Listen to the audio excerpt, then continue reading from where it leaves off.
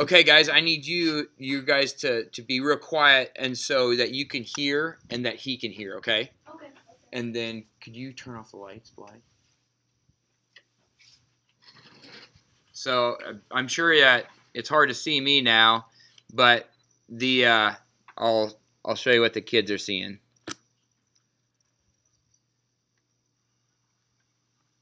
So they're seeing you on the overhead.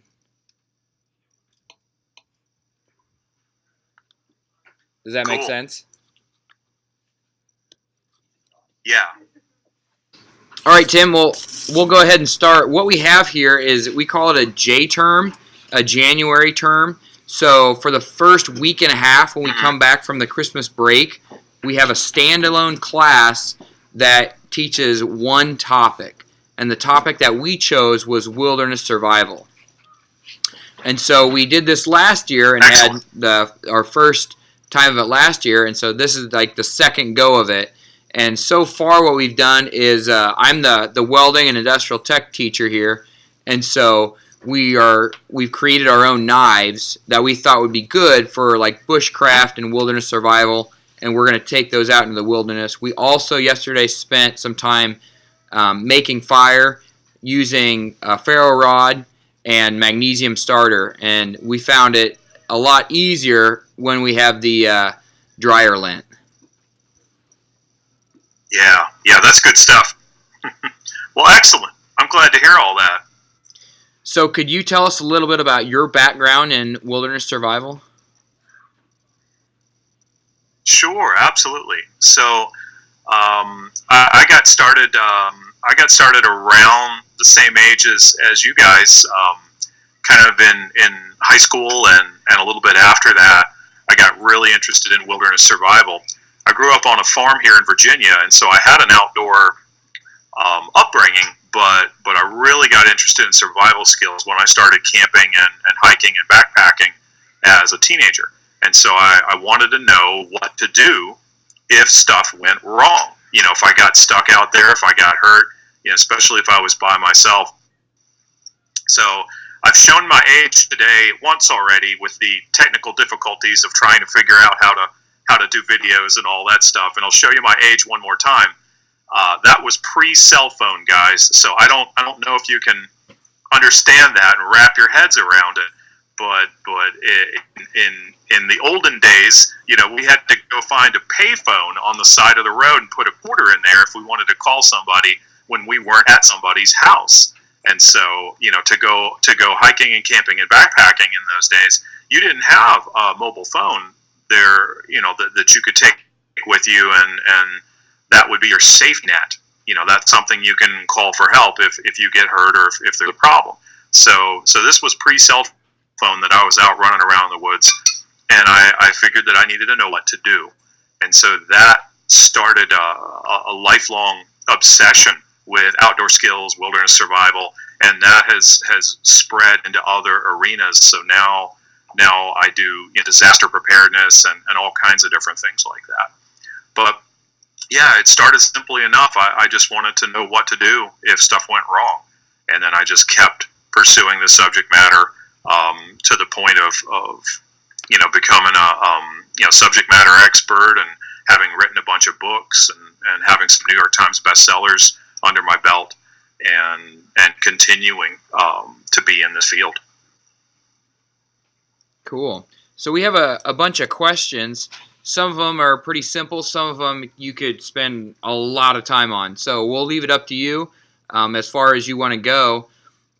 We had it to where the different groups of students would ask different questions, but with our situation right now, I'll just go ahead and ask the questions. The first one is, what's the strangest survival structure you've ever made in the wild? That's a great question. I've got a feeling these are all going to be excellent questions, and I really appreciate your students' enthusiasm. Yeah, this is one of my favorite subjects, and it's really nice to you know, have an opportunity to communicate with other people that are enjoying this stuff. So the weirdest survival shelter I ever built, I tried to get experimental, and I took advantage of a ditch that was already there in the ground. And I thought, oh, this is perfect. Half the work's already done. So I laid a bunch of sticks across the top of the ditch, and then I buried that all in leaves, and I thought, oh boy, this is going to be perfect. But I didn't think about why there was a ditch there.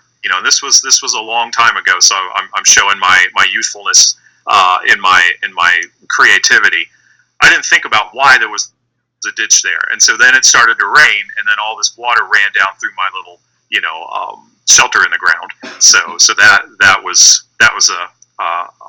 a failure, but I'd say it was pretty weird. Yeah, very good. We looked at some of the places we could build yesterday. We have a little tree line and a creek near the school, and so we go out there for our little shelter building. Later in the week, we'll go out to some state parks and we'll spend all day out there. But with just little time frames, we went out there and we saw where we could have a little structure, but it was right in a channel that would be great for runoff. So, yeah, we get that for sure. Yeah. What is the strangest thing? That was smart. Well, yeah, it was it would have been a great little spot, but man, if it rained, it would have been horrible. Yeah. So what's the strangest thing you've ever eaten in the wild? I get asked this one pretty often, and I've eaten a lot of weird stuff, so maybe I'll throw out a couple and let you decide which is the weirdest.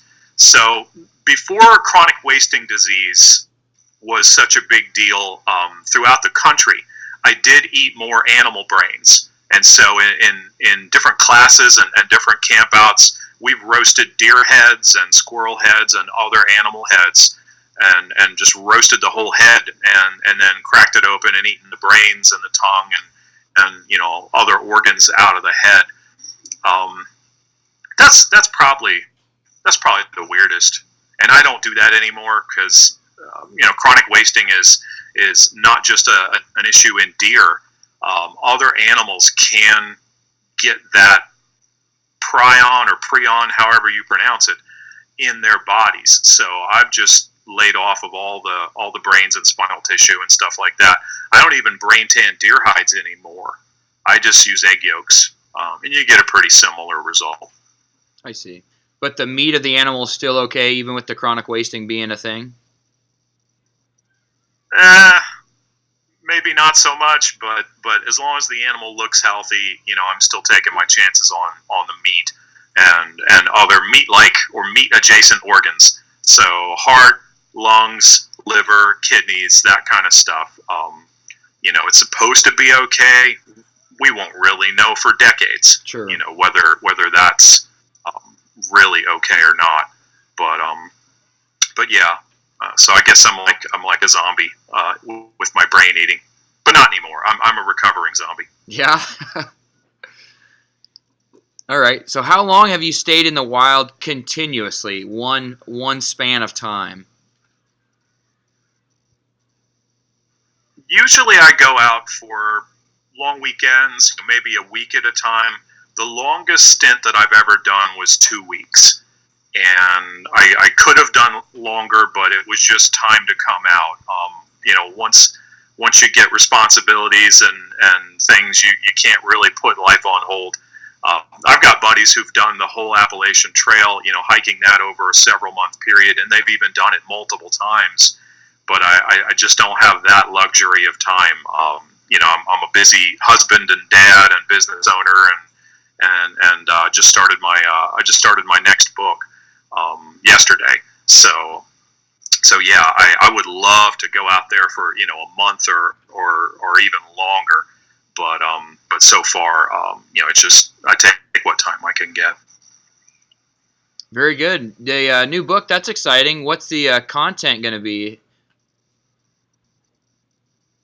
Yeah, so the new book, we're tentatively going to call it Beat the Odds, and it's going to be a scenario-based survival book and essentially run through the more likely things that could happen as far as emergencies and disasters, and then working our way into the crazier, more outlandish stuff. And through all of those, what are the odds that these things would happen, and how could you improve your odds if you did get stuck in one of those emergencies? So that's our game plan for now. So I'm pretty excited about it. We're going to get to have some weird stuff in there, and maybe even some funny stuff in there. But hopefully, hopefully people are able to get some good little nuggets out of there. And then even more, hopefully, they don't ever have to use this stuff. Hopefully the survival training is your lucky charm, and it helps you see the problems before they really become a problem. And it kind of lets you, see a couple moves ahead in the chess game of life, and maybe not get zapped by that checkmate that was coming your way. Yeah, that sounds like a fun read. So what is your favorite place or climate to do the bushcraft, the wilderness survival? What's the best place in your opinion? I love the eastern woodlands. I'm biased. That's where I grew up. But any patch of forest, particularly deciduous forest, there's just so much there. There's so many resources there. You've got plenty of wood for fires and shelters and any other kind of structures that you need. And most of these places are usually pretty biodiverse. So that gives us a good assortment of wildlife, different edible and medicinal plants, and just all kinds of stuff. Now, I've been to other environments, subtropical and mountains and deserts and all that. But man, give me my woods. That's where I want to be. So what are your top 3 items for wilderness survival? So am I going on naked and afraid, or am I just out for a hike?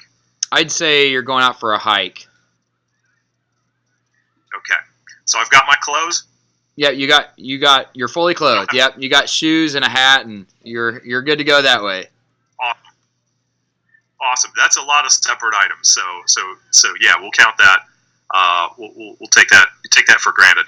I'll tell you what, that mobile phone we talked about, that little sucker could turn a potential catastrophe into a minor inconvenience. Let's say somebody had a medical issue on your hike. Now you can call for help. That's one of the most important pieces of gear that I think anybody could carry. And then if we think about our survival priorities, food is not as important as water. Water is not as important as shelter. So it's always smart to have some kind of item for shelter. And that could be a space blanket, a poncho, an extra coat. It's whatever you need for that environment and that season. But something for shelter, some kind of shelter item that matches the circumstances. That would be another smart item.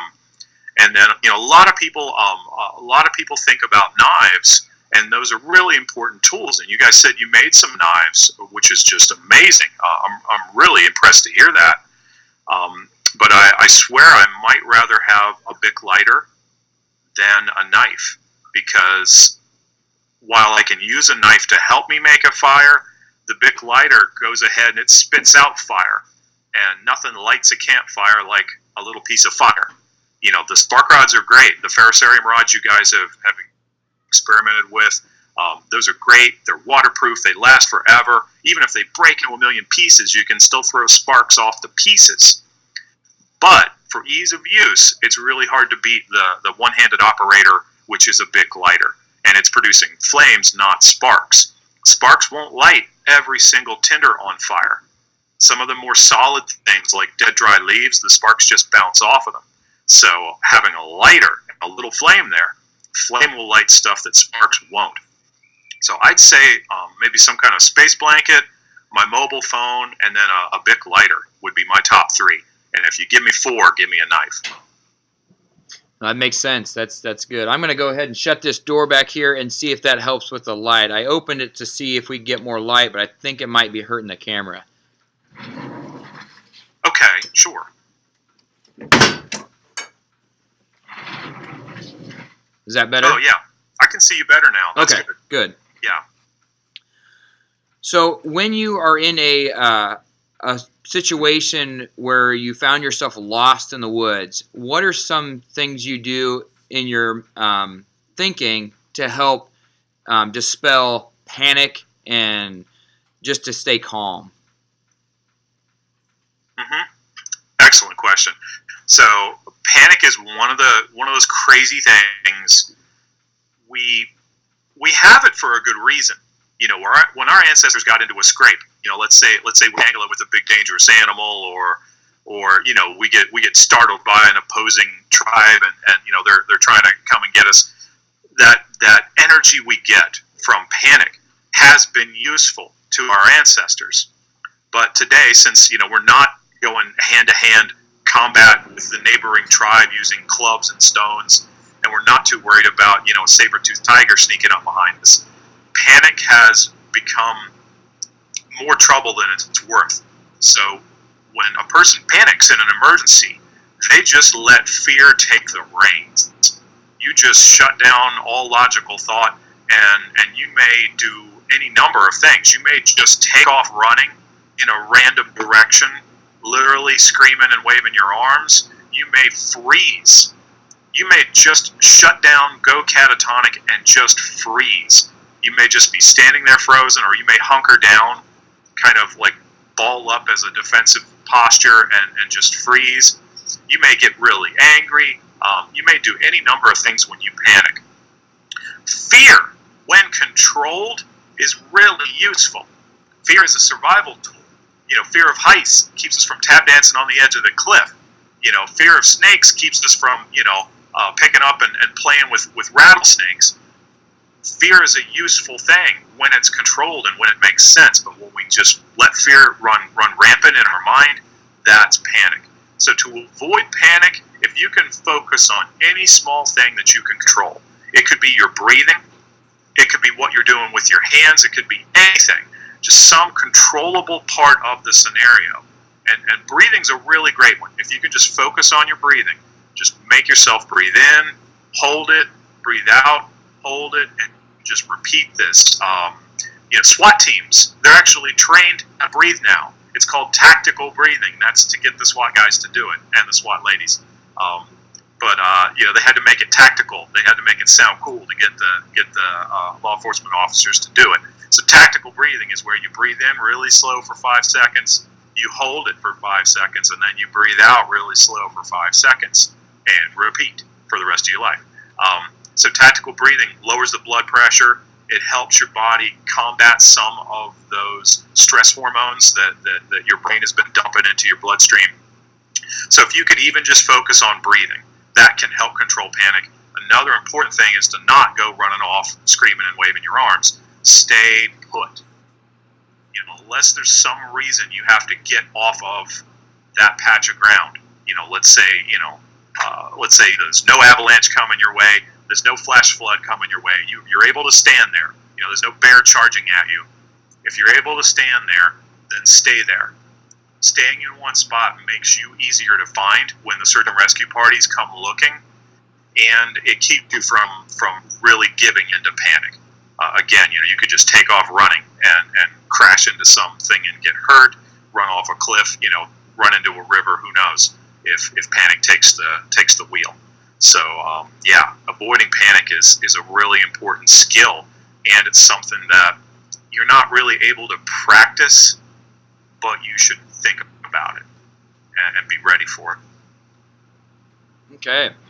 What is the number one thing people should know for wilderness survival, in your opinion? If there was a hierarchy of things people should know, what is at the top? As far as things people should know, I would say people should know how to shelter themselves from the elements, because hypothermia and hyperthermia, especially hypothermia, that's the main killer in the outdoors. So as far as, you know, skills and things that people should know, I'd say, you know, understanding your need for shelter and how to get it. But if we're talking about stuff people should do, a little different than stuff you should know. Stuff you should do is to always file a flight plan. I don't care what you're doing, somebody needs to know where you're going, what your route is going to be, and when you're supposed to return. This is the thing that gets search and rescue crews mobilized within hours. You know, the lost hunters, the lost hikers, a lot of times they're found that very night because someone knew, hey, they didn't come back by dark, and now it's 11 o'clock, and they went hiking, and something must have happened. And if you go to the parking lot where your car's supposed to be and it's there and you're not, then they can start figuring out how they're going to search for you. So they don't know what happened to you if you don't have a phone to call them and tell them, but they have a good idea of where you are. When you don't tell anybody where you're going, they don't know where to look for you. And so I'd say filing a flight plan. Who you're going with, where you're going, what the route is going to be, and then what the return time should be. These are all important things that somebody responsible should know for your outdoor excursions. Yeah, that makes sense. That's something I overlook a lot and shouldn't. That's something that I should personally do quite a bit more than I do. So now we have a question. Have you ever caught a fish with your bare hands? Does my fish tank count? If you wanted to count. It shouldn't count. I have unlimited time to snatch the fish out of the fish tank. So I haven't yet. I have tried. I'm a little more of a mathlete than an athlete. So as far as grappling animals with my bare hand, my friend Wes caught a baby deer barehanded. He actually chased him down and grabbed him and scooped him up and brought him back to camp. This was during a class we were teaching in North Carolina. The class was equally divided. Half of us wanted to save the baby deer, and half of us wanted to eat the baby deer. So the more vocal half that wanted to save the baby deer, they actually took him to one of those wildlife rescue centers, or at least that's the story. I don't know. Maybe my buddy ate it, but I haven't caught any wild critters barehanded. But it's not for lack of trying. Hand-eye coordination's always been a struggle for me. So in your opinion, what's the best way to purify water? It's hard to go wrong with boiling. If you have a fire and some kind of container that you could put over the fire, then you could boil the water for at least 5 minutes, and that's going to disinfect it. That's going to kill all the different life forms in there that could act like pathogens to the human body. So that's going to kill viruses, bacteria, protozoa, even parasitic worms. That's something that a lot of people ignore or don't even think about. But different types of flatworms and roundworms and all kinds of gross little worms could be in that water in the form of eggs or very small juvenile organisms. And when you get sick like that, from some weird pathogen, a lot of times your doctor's not going to know what to do. They're not going to run the right tests. They're not expecting people to go out and drink out of ditches, and so they don't know, what it looks like when someone gets sick from doing that. So yeah, I'd say boil it. Kill those bugs. They don't go anywhere. They just pop and die. But then you got some bug soup you can slurp down, and that's a really good way to go. That or a commercially manufactured water filter. Don't try to make your own water filter out of some chunks of charcoal in your pants. Go buy a water filter at the store. Usually those are going to get you all the way down to the bacteria level. Viruses are smaller, so you might need a better filter if you're worried about viruses in the water. We don't have to worry about that too much in a temperate climate, but if you travel someplace tropical, then viruses need to be on your radar too. That makes sense. So in talking about water, what is the best way, or how would you find water in an area where you don't see just a stream or a lake? Most of the world, if we go downhill, we're going to hit water at some point. Think about where the precipitation is going to go. And so that's always rolling downhill towards the nearest river, towards the nearest big body of water, whether that's a lake or here for me on the East Coast, it's the ocean. So everything eventually is trying to get back to the ocean. So if we go downhill, we have a great chance of hitting a creek, a stream, a spring, some kind of water source. And the only place that gets weird can be certain desert conditions. As the water goes down from higher landforms, it dries up. So it's very counterintuitive. In the desert, you may actually have to go uphill to find water, and that's kind of the last thing you want to do. But that's where you have to go. Okay. If hold on just a second. Hello? Yeah, sure. Give us 10 minutes. Okay, thanks. Sorry about that. So if No problem. if we were in the woods and we wanted to signal someone to come and find us or signal a group on another hill, what would be your best way to signal somebody? Do I get my cell phone again? We'll say no cell phone. Okay, so no cell phone. Day or night, a signal fire is something that can make a lot of sense unless the conditions are really dry. So, like, pretty much most of Australia is on fire right now. A really dry environment is not a smart place to be lighting fires all over the place. But a signal fire is going to work day or night. It's going to offer light, which can be a signal. It can also produce smoke, which can be a signal. So even short range, it even produces the scent of smoke. So people may smell the smoke, if the wind is blowing the right way, and that could lead them to you. Other stuff that can make sense, flashlights. If it's nighttime and you've got flashlights, you could use those and flash them. So everybody pretty much knows Morse code. It's ingrained in pop culture now. It's 3 little, 3 big, 3 little of anything. So it could be honking a horn, blowing a whistle, flashing a flashlight. SOS. It doesn't mean anything other than 3 sets of 3. So they used to think it means save or ship and all these different things, in nautical context. But it's just 3 sets of 3. It doesn't really stand for anything. So you could do that with a flashlight, a whistle, reflecting sunlight with a mirror. For your fire, you may not want to do 3 fires. One will usually do the trick. If there's a search and rescue crew and they're looking for the lost hikers, they're going to go check out that fire. So that would be a helpful thing in a prominent place. Not down in a ravine where no one's going to see you, but on that ridge, on that hilltop, someplace prominent. Sure. Well, Tim, that's about it for all of our questions. Is there anything else that you think we should know that we haven't addressed, or would you have any places that you post content that we could follow? Yeah, if the students want to check out outdoorlife.com, that's the website for Outdoor Life magazine, and I've written hundreds of blogs for them and done just dozens and dozens of photo galleries and different articles for them. So all that content is online at outdoorlife.com.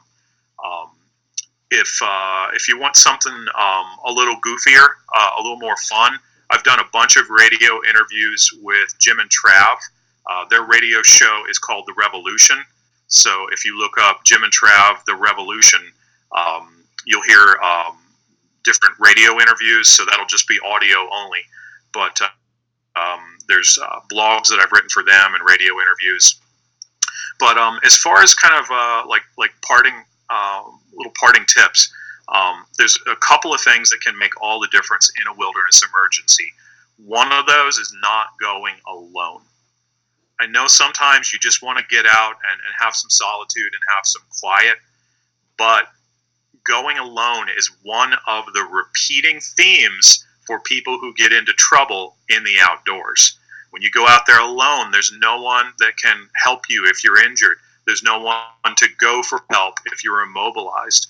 There's strength in numbers when you're not alone. And so this is something that our ancestors relied on, and it's something we should rely on today. And it's more fun to go out with your buddy. It's more fun to go out with a friend or family member, just somebody trustworthy, somebody reliable. So I'd say bring a buddy. Don't forget the buddy system.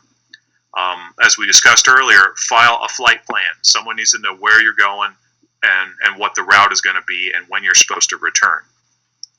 Another thing is to bring some gear. There's no reason to go out into the wild empty-handed. Bring the space blanket we talked about, bring a lighter, bring a knife, bring your mobile phone, bring some food, bring some water in a canteen. Maybe you could even have a container that you could boil over the fire with. Maybe your canteen is your container. So some of the single-wall stainless steel bottles, something like a Clean Canteen, that's clean with a K. Clean Canteen is a single-wall stainless steel water bottle, and they're really tough, they're really rugged, and you could also scoop up water out of the creek and set it near the fire, and it'll boil through the side of the bottle. We don't want to put insulated bottles near the fire. They'll blow up because those have two walls, and there's a vacuum in between them. But once they get hot, then they run the risk of exploding. So just a single wall stainless steel water bottle, and that could be your survival kit. You know, it's shelter, it's water, it's fire, it's food. Maybe throw in a first aid kit for those unexpected, outdoor injuries, and you're pretty well covered. So I'd say bring a friend, bring some gear, and file a flight plan before you head out there. All right. Well, the video just went kind of weird on our end, but there it is. There it's back. So that's all we have. We really, really appreciate your time. I'm sorry it was so hard to get going at the start of it. That's okay. You can blame my old man computer skills for that. I can type okay, but that's about it. Yeah, that's okay. We appreciate your survival knowledge, and we'll let the young kids deal with the technology. Yeah. Yes. Yeah. That sounds perfect. Well, thank you guys so much for your interest and for making this opportunity happen. And I hope you guys stay safe and enjoy the great outdoors. All right. Thanks a lot, Tim. Thank you.